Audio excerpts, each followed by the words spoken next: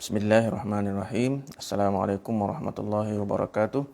Alhamdulillahirabbil alamin wassalatu wassalamu ala asyrafil anbiya'i wal mursalin wa ala alihi wa sahbihi wa man tabi'ahum bi ihsan ila yaumiddin.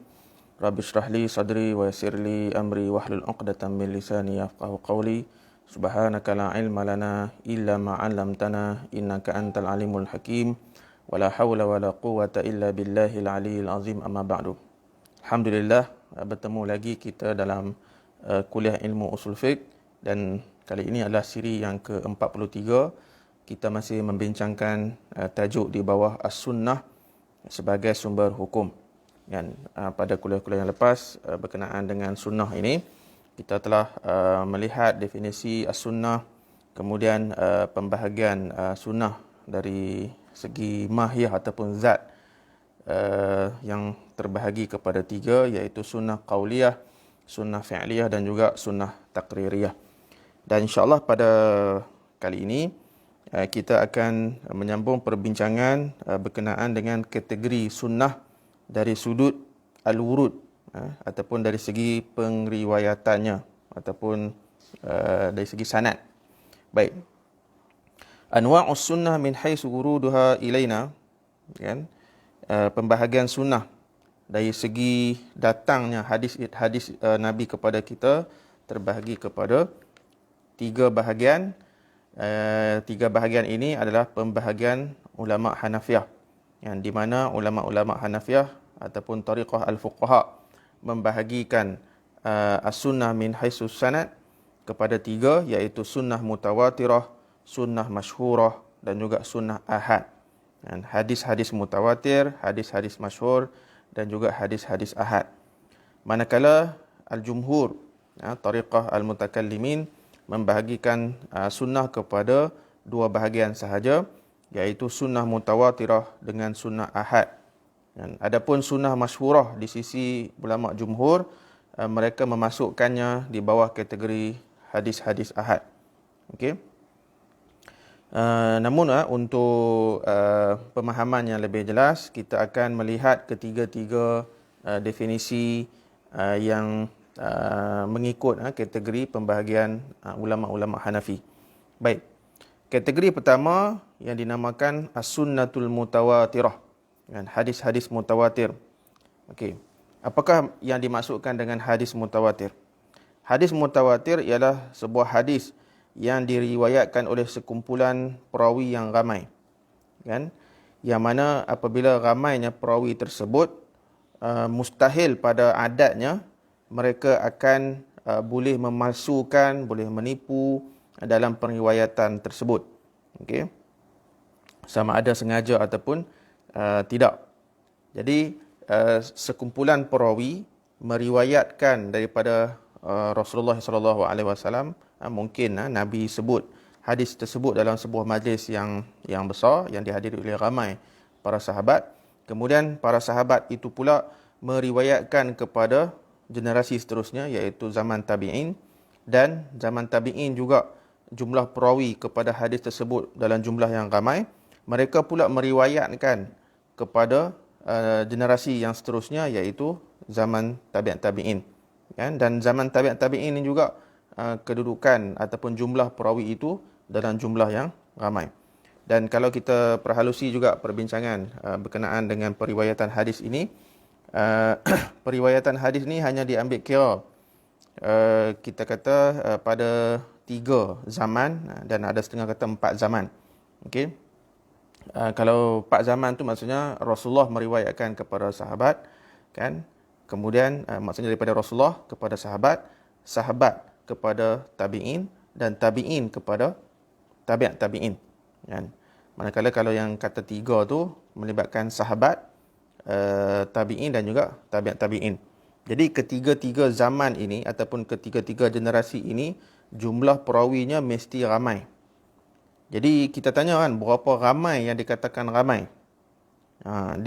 Kalau kita melihat dalam perbincangan ilmu usul fiqh ni, dari segi jumlah perawi kepada hadis mutawatir ini tidak ditentukan bilangannya. Sama ada 5 orang ke 10 orang ke 100 orang ke yang dikatakan ramai. Yang penting lebih pada seorang dua lah. Ramai itu bukan ramai saja-saja, tetapi jumlah perawi yang ramai, yang mana mereka ini sepakat dalam periwayatan hadis tersebut, kan? Dan pada logiknya mustahil sekumpulan yang ramai ini berpakat untuk berdusta atas nama Nabi. Itu syarat utama dia. Okey. Jadi hadis itu diriwayatkan generasi demi generasi sehinggalah kepada sanad utama, iaitu Rasulullah sallallahu alaihi wasallam. Jadi daripada definisi hadis mutawatir ini kita dapat faham ada beberapa syarat yang perlu dipenuhi dalam periwayatan hadis itu untuk menjadi kategori hadis mutawatir.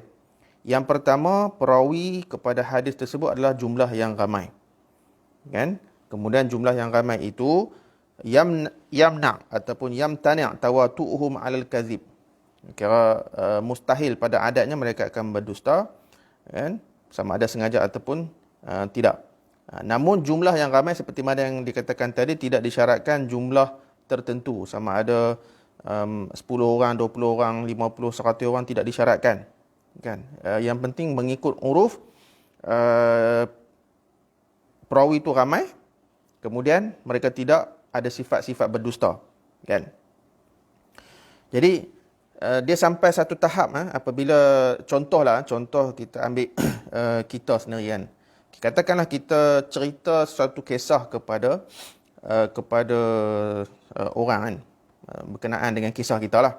Okay, kemudian kisah kita itu diceritakan pula daripada seorang kepada seorang, kelompok kepada kelompok, sehingga sampai satu tahap cerita itu benar-benar diyakini oleh orang-orang yang mendengar. Itu kalau cerita daripada kita sendiri.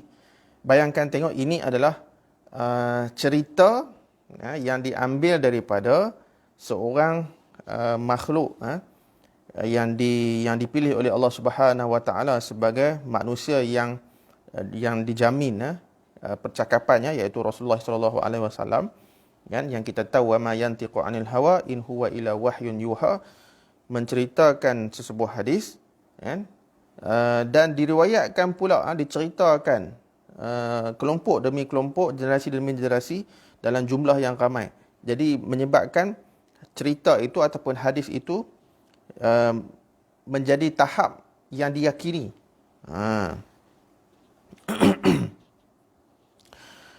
Kenapa cerita ataupun hadis itu diyakini sampai satu tahap memang kita betul-betul confirm tidak berbelah bagi untuk menerima hadis itu, sebab perawinya ramai. Okey. Kemudian perawi-perawi tersebut pula diketahui kesiqahan mereka. Mereka tidak mustahil untuk mereka berdusta dan sebagainya. Okey. Maka ketika itu hadis yang diriwayatkan akan menjadi kuat dan dinamakan sebagai mutawatir. Okey. Jadi kalaulah tidak mencukupi syarat ini, iaitu yang riwayatkan hadis itu hanya seorang dua. Okey. Generasi demi generasi itu, zaman sahabat, zaman tabi'in dan juga tabi'in tabi'in, kalau tak cukup syarat perawi yang ramai, maka dia tidak menjadi tahap mutawatir, tetapi dia akan jadi tahap yang kedua ataupun ketiga, nanti kita akan tengok. Okey. So, syarat utama ialah diriwayatkan oleh perawi yang ramai. Yang kedua, okey, yang kedua syarat dalam hadis mutawatir ini ialah setiap lapisan generasi perawi itu sama. Dari segi apa? Dari segi jumlah perawi yang ramai. So, zaman sahabat perawinya ramai, zaman tabi'in perawinya ramai, dan juga zaman tabi'in tabi'in juga perawinya ramai. Jadi kita tanya, kenapa hanya 3 zaman ini diambil kira? Sebab pada zaman tabi'in tabi'in, pembukuan ataupun pengumpulan ilmu dalam bentuk buku telah pun bermula.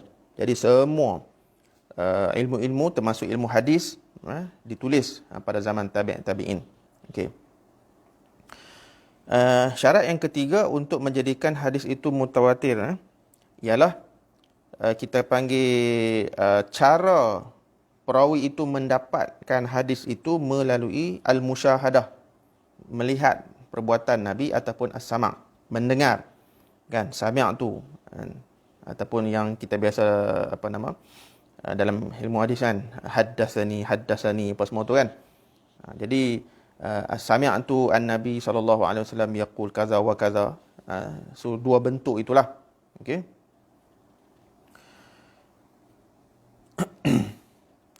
Jadi maksudnya perawi itu mesti tahu, mesti mendengar sendiri daripada perawi asal kan. Kita panggil maksudnya generasi demi generasi itu, golongan kedua ataupun kelompok kedua mendengar daripada kelompok pertama. Ya, kelompok ketiga mendengar ataupun melihat kelompok yang tapi selalunya kalau melihat ni kelompok pertama iaitu sahabat lah. Sahabat dia akan melihat perbuatan Nabi, kemudian dia menceritakan ra'aitu kaza wa kaza, kemudian diriwayatkan secara sama' oleh generasi kedua dan juga generasi ketiga. Okey. So kalaulah perawi itu tidak melihat ataupun tidak mendengar sendiri daripada Nabi Muhammad sallallahu alaihi wasallam, maka dia tidak akan menjadi hadis mutawatir. Okey. Jadi apabila telah sempurna syarat-syarat pada periwayatan tersebut, maka hadis itu akan menjadi status mutawatir. Dan apa hukum dia? Hukum dia, ia memberi satu hukum yang yakin, yang pasti, yang ilmu daruri. Di mana kalau ikut hukum, sesiapa yang menolak ataupun mengingkari hadis-hadis mutawatir ini boleh menjadi kufur wal-iyazubillah. Sebab apa? Sebab min haisu subutuhu ataupun min haisu wuruduhum, dia adalah yakin kan. Dan apabila tahap yakin, maksudnya berdosa kita menolak hadis ataupun tidak mempercayai, apatah lagi mengingkari hadis tersebut. Baik. Kemudian hadis mutawatir ni pula terbahagi kepada dua kategori pula kan. Yang pertama, hadis ataupun sunnah mutawatirah qauliyah, dan yang kedua sunnah mutawatirah fi'liyah. Mutawatir secara qauli disebut oleh Nabi, diriwayatkan oleh ramai, ataupun mutawatir fi'li, Nabi buat kemudian diriwayatkan oleh sekumpulan yang ramai pada zaman sahabat, kemudian diriwayatkan pula oleh zaman berikutnya kan. So hadis-hadis kita panggil hadis mutawatir qauli. Hadis mutawatir yang berbentuk percakapan ini sikit saja. Okey, tetapi yang berbentuk fi'li ini secara mutawatirnya lebih ramai, lebih banyak berbanding yang qauli. Okey, kemudian as-sunnah al-mutawatirah al-qauliyah terbahagi pula kepada dua, iaitu sunnah mutawatirah qauliyah lafziyah, dan yang kedua sunnah mutawatirah qauliyah ma'nawiyah. Kan, ini dipanggil mutawatir lafzi dengan mutawatir maknawi. Apa maksud mutawatir lafzi? Mutawatir lafzi ini adalah hadis yang diriwayatkan secara tepat mengikut matan dia. Okey, sirah wording dia tu. Okey, contoh macam hadis man kadzaba alayya muta'ammidan falyatabawwa maq'adahu minan nar. Dan kategori ini juga tak banyak kan. Sebab kita kena ataupun hadis itu diriwayatkan secara tepat lafaz yang diucapkan oleh Rasulullah sallallahu alaihi wasallam. Kategori kedua iaitu sunnah mutawatirah qauliyah ma'nawiyah, iaitu hadis mutawatir yang diriwayatkan tetapi bukan sebiji lafaz dia, tetapi secara makna kan, secara makna. Maksudnya ada beberapa hadis yang menceritakan tentang satu tema ataupun satu pattern, satu corak isu ataupun hukum kan. Tapi kita kata kalau kita tengok dari segi lafaz tak sama kan, cuma konten tu sama. Ini dipanggil hadis mutawatir maknawi kan. Antaranya yang berkaitan dengan niat. Memang ada banyak hadis yang ceritakan tentang kepentingan niat, khususnya dalam bab ibadat kan. Contohnya hadis innamal a'malu binniyat wa innamal likulli imri'in ma nawa. Hadis ni yang menarik kan. Sebab apa?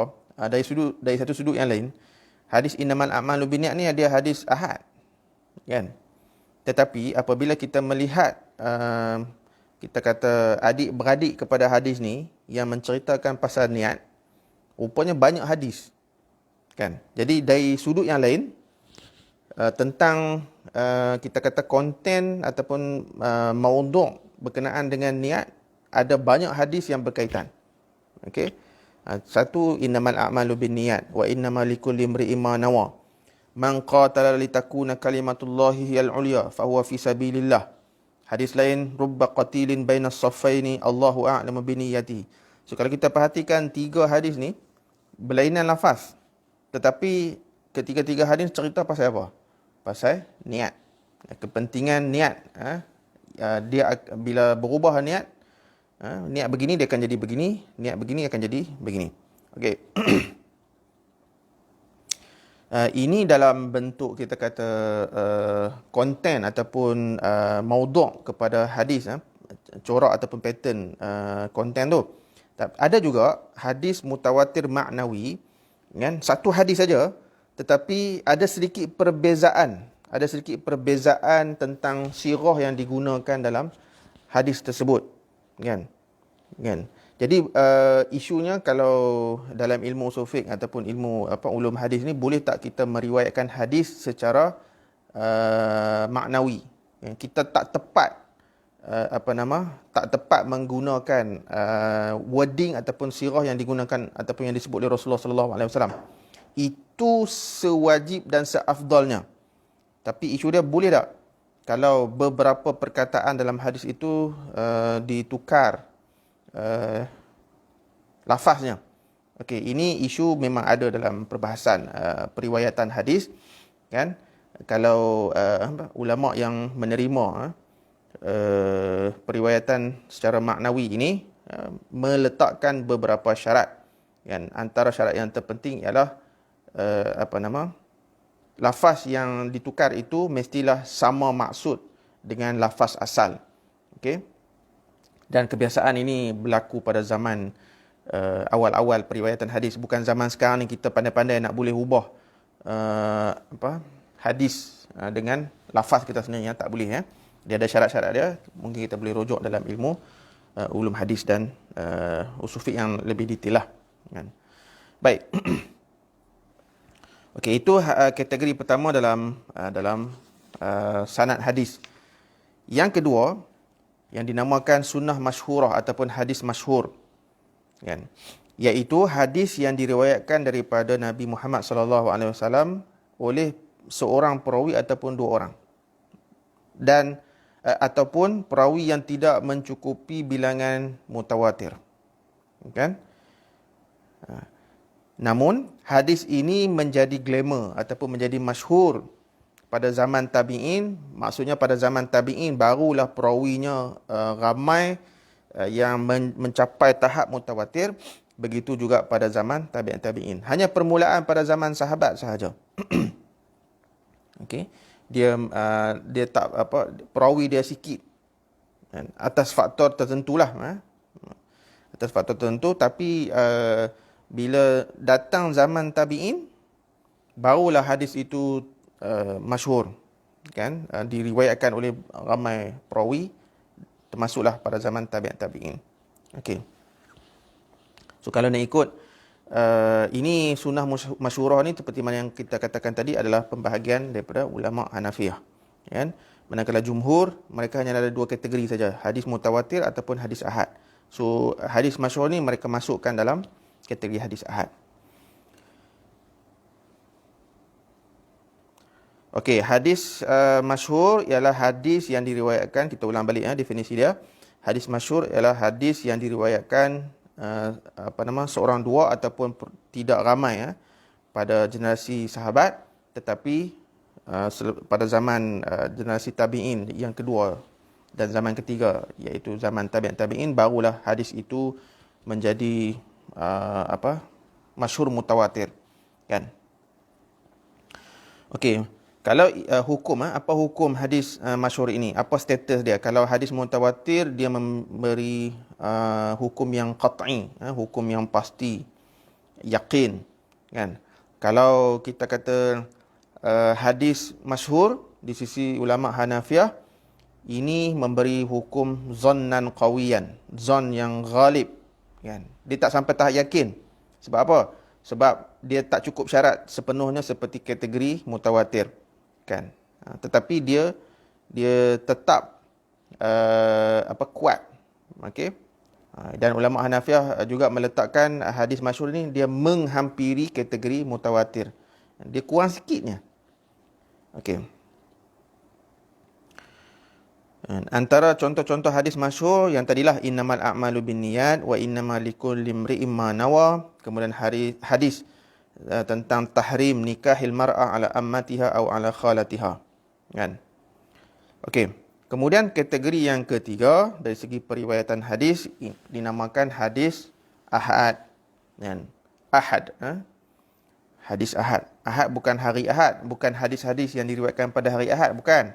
Tetapi maksud al-ahad ataupun jamak al-ahad ialah hadis yang diriwayatkan daripada Nabi oleh sekumpulan ataupun seorang dua saja perawi, kan, sama ada pada zaman sahabat, pada zaman tabi'in dan juga zaman tabi'in, kan. Jadi hadis ahad ni dia ada ulama yang definisi simple je. Hadis ahad ialah bukan hadis mutawatir, bukan hadis masyhur. Senang je, simple je dia punya definisi, kan. Tetapi kalau kita nak definisi lebih mantap, kita kata hadis masyhur, hadis ahad ini adalah hadis yang diriwayatkan oleh seorang dua saja perawi, ataupun boleh kumpulan tetapi tak seramai kategori mutawatir. Kita kata hadis masyhur, kan. Okey. Dan hukumnya, hukum hadis, kita kata hukum hadis ahad ini, dia hanya memberi zon, hukum zon. Tapi hukum zon ini juga sebenarnya wajib kita ikut.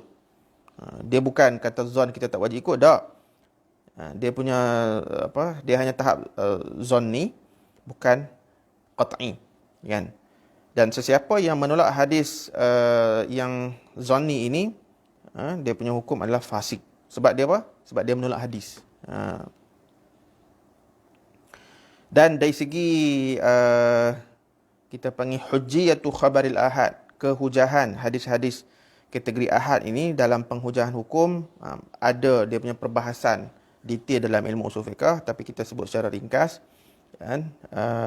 Yang tadi kita sebut, iaitu walaupun hadis itu adalah hadis ahad, kan, ia tetap wajib kita berpegang dengannya dan boleh dijadikan penghujahan. Ini mengikut jumhur ulama usul lah. Okey. Jadi untuk pendetailan tentang kehujahan khabarul ahad, insya-Allah kita akan sambung dalam kuliah yang akan datang. So insya-Allah setakat itu sahaja kuliah kita pada pagi ini yang ringkas berkenaan dengan periwayatan hadis ataupun hadis dari segi sanad yang terbahagi kepada 3, sunnah mutawatirah, sunnah masyhurah dan juga sunnah ahad. Apa yang baik itu datangnya daripada Allah Subhanahu wa taala, apa yang kurang itu datangnya daripada diri saya. Aqulu qawli hadza wa astaghfirullah azim li wa lakum. Wassalamu alaikum warahmatullahi wabarakatuh.